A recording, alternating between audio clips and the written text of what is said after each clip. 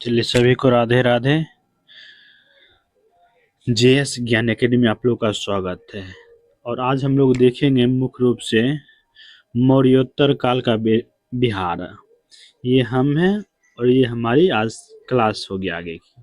देखिए यह जो क्लास है आपका बिहार एक परिचय ऑब्जेक्टिव बुक जो आपका है इम्तियाज अहमद का, उसमें हम लोग आज पहुंच चुके हैं मौर्योत्तर काल। मौर्य काल तक हम लोग देख चुके हैं। अगर आप लोग नहीं देखे हैं तो प्ले लिस्ट बना दी है, वहां से जाके आप इसको कंप्लीट कर सकते हैं। चलिए मौर्योत्तर काल बिहार में हम लोग शुरू करते हैं।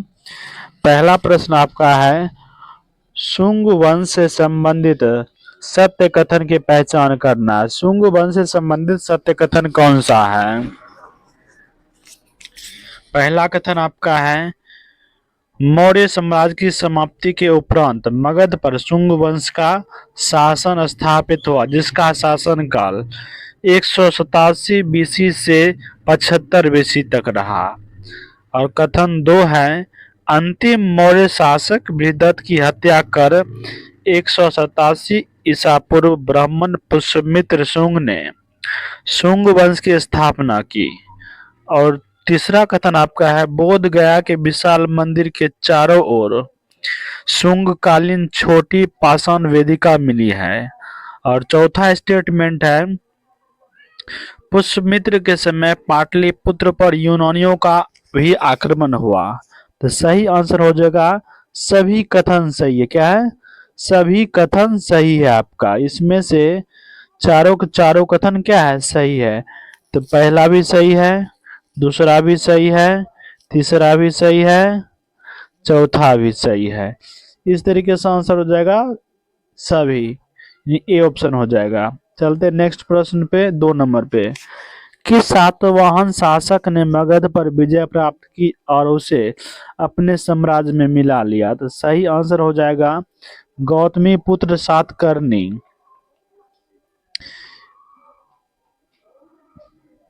देखिए इसका से गौतमी सातकर्णी का साम्राज्य मगध तक थे, तो एक्सप्लेनेशन हो गया।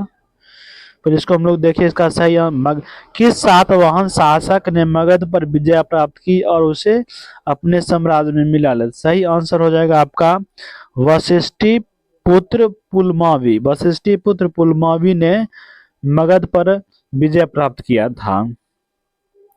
तो इसका एक्सप्लेनेशन दे रहा है, गौतमी पुत्र सातकर्णी का साम्राज्य मगध की सीमा तक था। यानी गौतमी पुत्र सातकर्णी जो थे, इसकी सीमा कहाँ तक था? मगध की सीमा तक था। चलते प्रश्न नंबर 3 पे। मित्र वंश के सिक्के कहाँ से प्राप्त हुए थे? मित्र वंश के सिक्के जो प्राप्त हुए हैं पाटलिपुत्र से। मित्र वंश के सिक्के पाटलिपुत्र से प्राप्त हुए। चलते प्रश्न नंबर 4 पे। किस मित्र शासक को मगध के साथ निश्चित रूप से संबंध जोड़ा जा सकता है? किस मित्र शासक को मगध के साथ निश्चित रूप से संबंध जोड़ा जा सकता है? सही आंसर हो जाएगा सभी। ब्राह्मित्र का भी, ब्राह्मित्र, बृहस्पति मित्र और इंद्राणी मित्र, तीनों का उपरोक्त में से तीनों ऑप्शन क्या है? सही है। इसका एक्सप्लेनेशन दे रहा है, संभवतः लिच्छवियों ने मित्र वंश को अपने अधीन में ले लिया। चलते नेक्स्ट प्रश्न पे, प्रश्न नंबर 5 पे। लिच्छवी शासकों ने अपनी राजधानी कहाँ बनाया था? लिच्छवी शासकों ने अपनी राजधानी वैशाली को बनाया था। सही आंसर हो जाएगा बी। चलते प्रश्न नंबर 6 पे। मुरुडंडो की राजधानी थी, तो मुरुडंडो की राजधानी का पाटलिपुत्र। मुरुडंडो की राजधानी पाटलिपुत्र था। इसका एक्सप्लेनेशन देखते हैं, कुषाण साम्राज्य के पतन के बाद पाटलिपुत्र में सिथियन शासकों के वंशज मुरुडंडो के नाम से जाना जाता है। सिथियन वंश जो शासक था उसके राजाओं का मुरुडंड के नाम से भी जाना जाता है। चलते प्रश्न नंबर 7 पे। जैन परंपराओं के अनुसार पाटलिपुत्र के मुरुडंड राजा के दरबार में कहाँ के राजा ने दूत भेजे थे? कहाँ के राजा ने दूत भेजा था? सही आंसर आपका हो जाएगा फूनान, सियाम के राजा ने दूत भेजा था। नेक्स्ट प्रश्न चलते 8 नंबर। शुंग वंश के संस्थापक था। शुंग वंश का संस्थापक पुष्यमित्र शुंग थे। पुष्यमित्र शुंग थे। शुंग वंश संस्थापक पुष्यमित्र शुंग। इसका एक्सप्लेनेशन दे रहा है। पुष्यमित्र का शासन काल 185 ईस्वी से 149 ईस्वी पूर्व तक था। चलते प्रश्न नंबर 9 पे। किस शुंग शासक ने पाटलिपुत्र में स्थित कुक्कुटराम विहार को 3 बार नष्ट करवाने का प्रयत्न किया था? तो सही आंसर हो जाएगा पुष्यमित्र ने ही। पुष्यमित्र ने ही इसे 3 बार नष्ट करवाने का प्रयत्न किया था, कुक्कुटग्राम विहार को। एक्सप्लेनेशन देखते हैं। पुष्यमित्र ने ब्राह्मण धर्म को पुनरुद्धार तथा बौद्ध धर्म के साथ उत्पीड़क तथा आक्रामक व्यवहार किया था। यानी पुष्यमित्र शुंग जब आया था, इन्हें ब्राह्मण धर्म का बहुत क्या हुआ, उदय हुआ, लेकिन इसके साथ साथ ही बौद्ध धर्म को बहुत ही क्षति पहुंचाया है। चलते प्रश्न नंबर 10 पे। पाटलिपुत्र पर यवन डेमेट्रियस का आक्रमण किस वंश के शासक के समय हुआ था? तो सही आंसर हो जाएगा शुंग वंश के समय। डेमेट्रियस का जो आक्रमण होता है पाटलिपुत्र पर, उस टाइम शुंग वंश शासन में था। प्रश्न नंबर 11। पाटलिपुत्र पर डेमेट्रियस का आक्रमण हुआ था। डेमेट्रियस का जो आक्रमण हुआ था 185 ईस्वी में, 185 ईस्वी में हुआ था। प्रश्न नंबर 12 पे चलते हैं। मगध में प्रथम ब्राह्मण राज का स्थापना किया था। तो प्रथम ब्राह्मण राज का स्थापना किया था पुष्यमित्र शुंग ने। पुष्यमित्र ने ही ब्राह्मण राज का स्थापना किया था। प्रश्न नंबर चलते हैं 13 पे। शुंग वंश के पतन के बाद मगध पर किस वंश का शासन समाप्त हुआ, शासन स्थापित हुआ? यानी शुंग वंश के जैसे पतन हुआ तो किस वंश का मगध पर शासन स्थापित हुआ? सही आंसर हो जाएगा कण्व वंश का। शुंग वंश का कण्व वंश शासन में आता है। चलते हैं इसका एक्सप्लेनेशन देखते हैं हम लोग। कण्व वंश का शासन 73 बीसी से 28 बीसी तक रहा। कण्व वंश का शासन 73 बीसी से 78 बीसी तक रहा। चलते प्रश्न नंबर नेक्स्ट 14 पे। कण्व वंश का संस्थापक था। कण्व वंश संस्थापक जो थे वासुदेव थे। कण्व वंश के संस्थापक वासुदेव थे। इसका एक्सप्लेनेशन दे रहा। शुंग वंश का अंतिम शासक देवभूति। ये भी याद रखिए, पूछा जाता है शुंग वंश का अंतिम शासक कौन था? तो देवभूति। देवभूति की हत्या कर उसके सचिव वासुदेव ने मगध कर कण्व वंश की स्थापना करता है। चलते प्रश्न नंबर 15 पे। कण्व वंश की सत्ता समाप्त की। कण्व वंश की सत्ता समाप्त की किसने? कण्व वंश की सत्ता आंध्र सातवाहनों ने किया। आंध्र सातवाहनों ने कण्व वंश की सत्ता समाप्त किया। चलते प्रश्न नंबर 16 पे। कण्व वंश के उपरांत पाटलिपुत्र पर कुछ समय के लिए किस वंश के राजाओं ने शासन किया? सही आंसर हो जाएगा मित्र वंश के राजाओं ने क्या किया? शासन किया। चलते नेक्स्ट प्रश्न 17 पे। शुंग कला के उत्कृष्ट नमूने बिहार के किस स्थान से प्राप्त होते हैं? सही आंसर हो जाएगा बोध गया से। बोध गया से प्राप्त होते हैं उन्नत किस्म के नमूने। चलते प्रश्न 18 पे। कनिष्क ने पाटलिपुत्र के किस बौद्ध विद्वानों को अपने दरबार में प्राश्रय दिया था? सही आंसर हो जाएगा ऑप्शन डी अश्व घोष को दिया था। इसका एक्सप्लेनेशन दे रहा है। कनिष्क पाटलिपुत्र के राजा को बुरी तरह परास्त किया और हर्जाने के रूप में यहाँ से अश्व घोष बुद्ध का भिक्षा पात्र तथा एक अद्भुत मुर्गा ले गया था। संभवतः बुद्ध का भिक्षा पात्र कनिष्क वैशाली से अपनी राजधानी फिरोजपुर ले गया था। चलते प्रश्न नंबर 19 पे।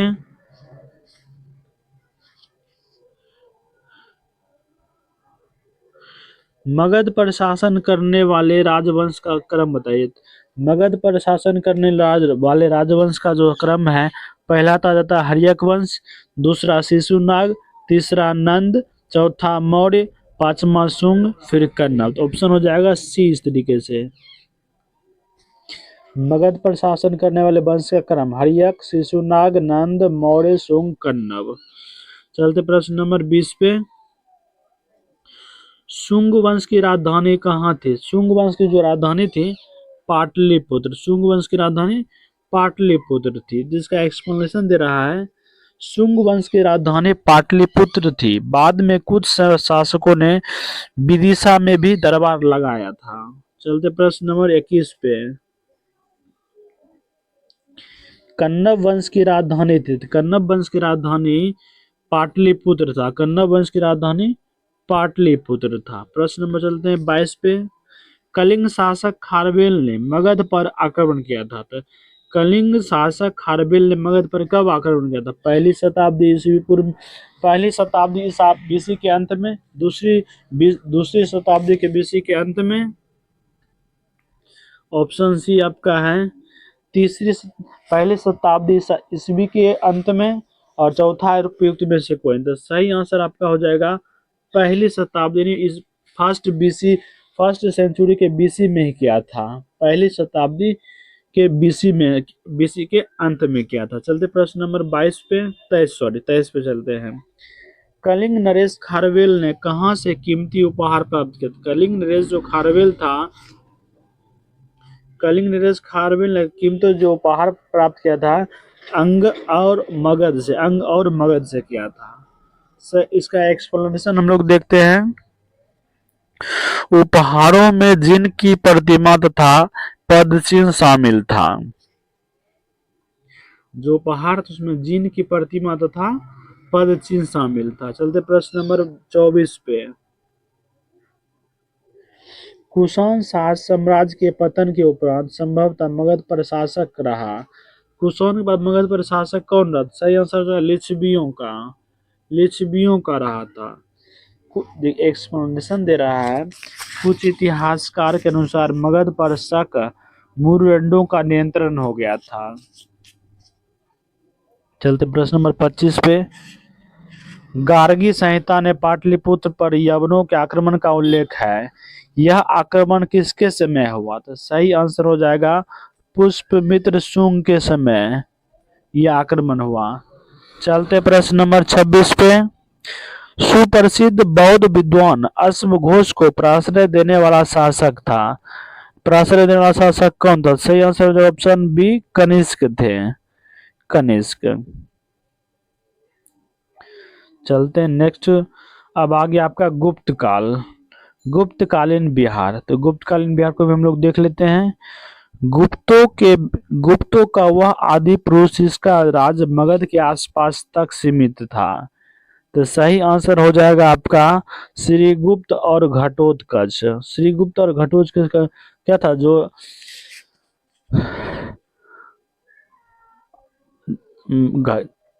सॉरी,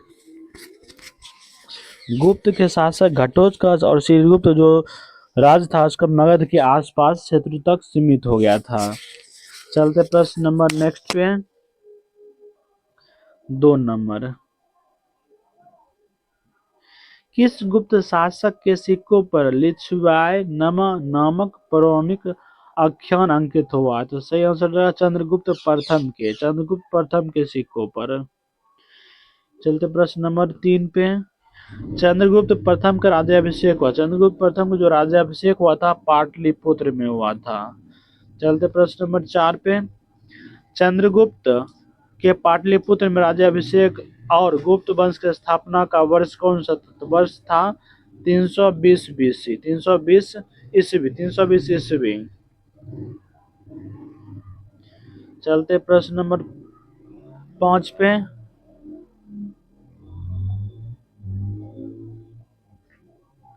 किस शासक ने वैशाली की लिच्छवी राजकुमारी कुमार देवी से विवाह किया था? तो सही आंसर हो जाएगा ऑप्शन सी चंद्रगुप्त प्रथम ने विवाह किया था। प्रश्न नंबर 6 पे। चंद्रगुप्त प्रथम ने 320 ईस्वी में महाराजा धीराज की उपाधि धारण की थी। तो यह सही आंसर हो जाएगा इसमें से ए, पाटलिपुत्र में। कहा क्या था? पाटलिपुत्र में। 300, इसका एक्सप्लेनेशन दे रहा है। 320 ईस्वी में चंद्रगुप्त में गुप्त संवत का भी प्रचलन था। 320 में गुप्त संवत भी चलाया गया था। चलते प्रश्न 7 पे। किस शासक ने स्वयं को लिच्छवी दोहित्र कहा था? लिच्छवी दोहित्र कहने वाला शासक समुद्रगुप्त। समुद्रगुप्त सही आंसर, समुद्रगुप्त। प्रश्न नंबर 8 पे। बिहार में गुप्त शक्ति के संगठन का श्रेय किसे दिया जाता है? गुप्त शक्ति के संगठन का श्रेय जो दिया जाता है चंद्रगुप्त द्वितीय, चंद्रगुप्त द्वितीय को दिया जाता है। चलते प्रश्न नंबर 9 पे। गुप्त साम्राज्य की प्रथम राजधानी थी। गुप्त साम्राज्य की प्रथम जो राजधानी थी पाटलिपुत्र था। पाटलिपुत्र।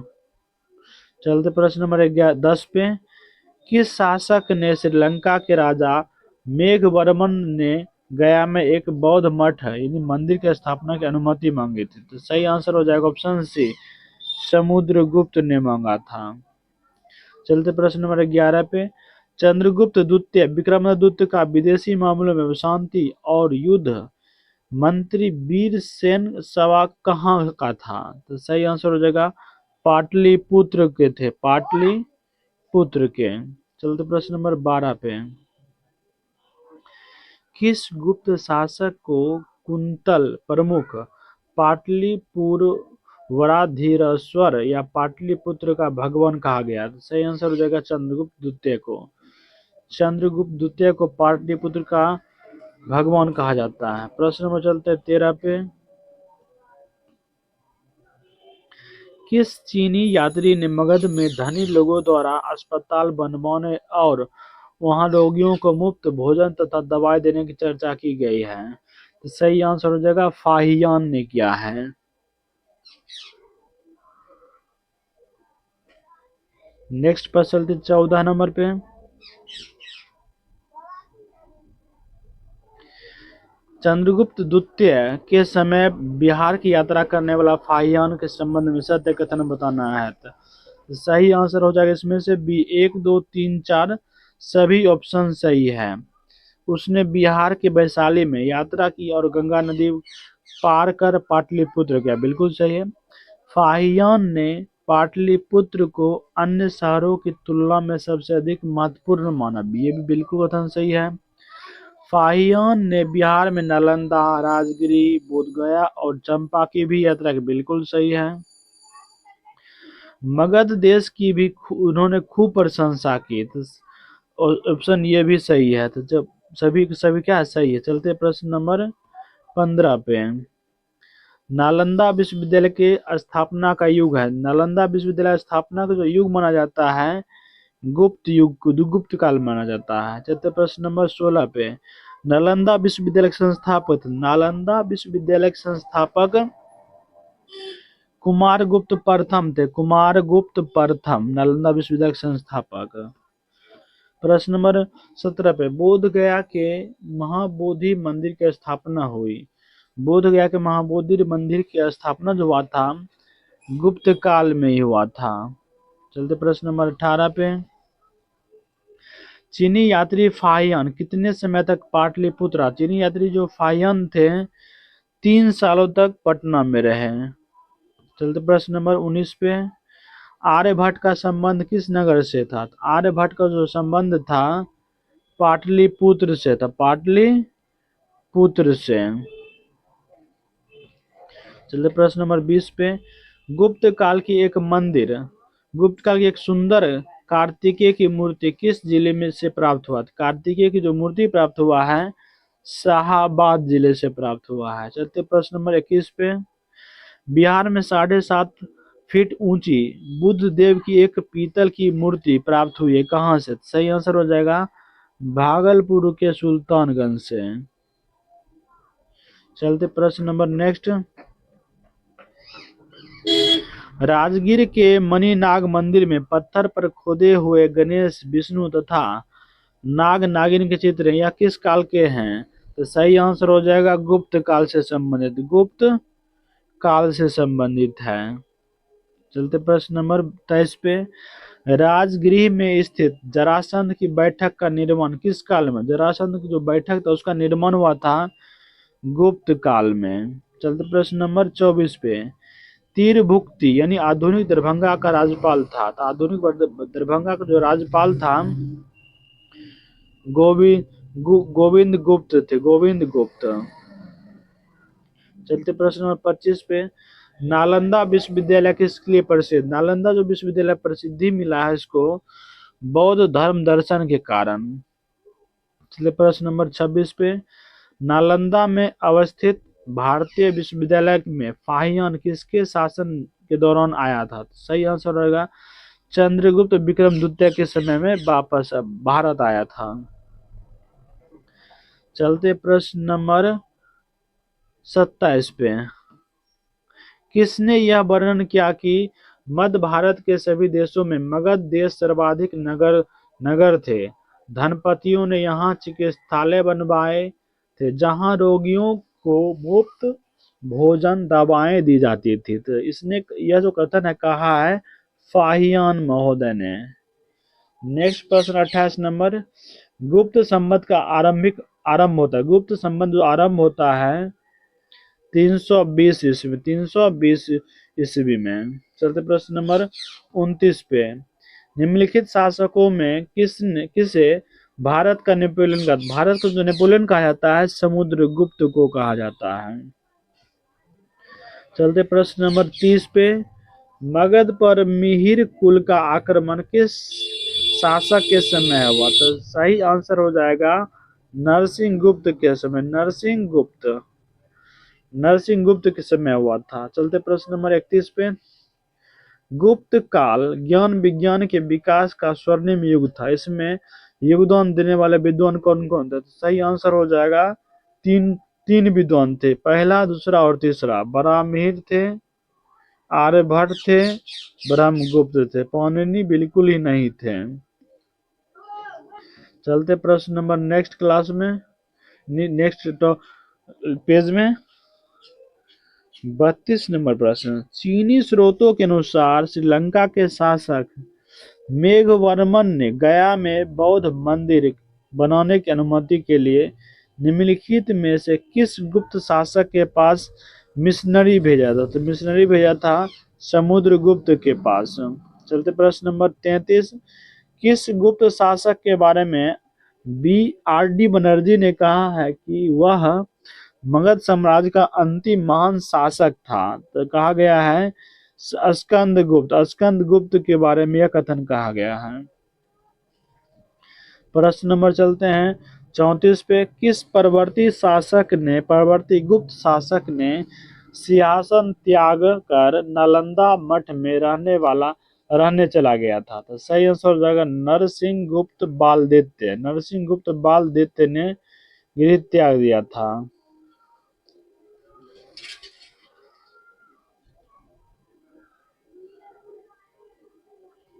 चलते प्रश्न नंबर 35 पे। गुप्त काल में तिरभुक्ति यानी तिरहुत का मुख्यालय था। तिरहुत का जो मुख्यालय था बसाड़ में। चलते प्रश्न नंबर 36।